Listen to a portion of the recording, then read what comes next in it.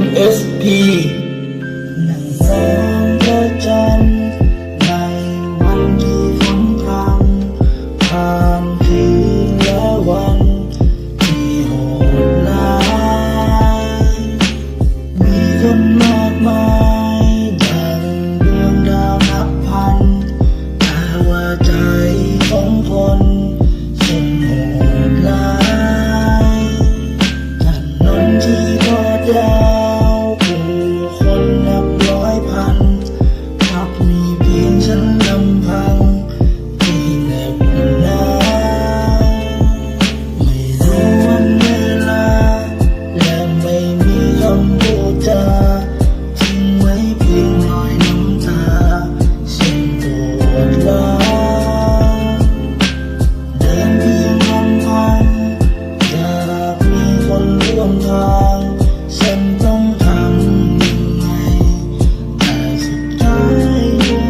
รักที่มันยินชาก็คงต้องมีน้ำตาส่วนพระราชินีก็คงต้องคู่กับพระราชาและผมคือคนเดินดินที่กินแต่ข้าวแกงคงไม่มีปัญญาที่จะพาไปกินอาหารแพงๆใจที่มืดมนเหมือนฟ้าที่มืดมัวมองไม่เห็นทางหันไปทางไหนก็มีแต่น่ากลัวยังดำตามหัวใจไม่คิดจะสนกับใคร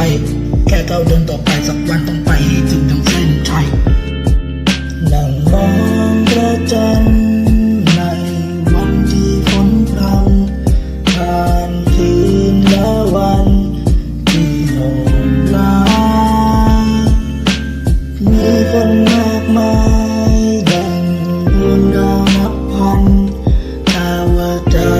ของคนช่างโหดร้ายถนนที่ทอดยาวผู้คนนับร้อยพันกลับมีเพียงฉันลำพังที่เหน็บหนาวไม่รู้วันเวลาและไม่มีคำพูดจาทิ้งไว้เพียงรอยน้ำตาฉันปวดร้าว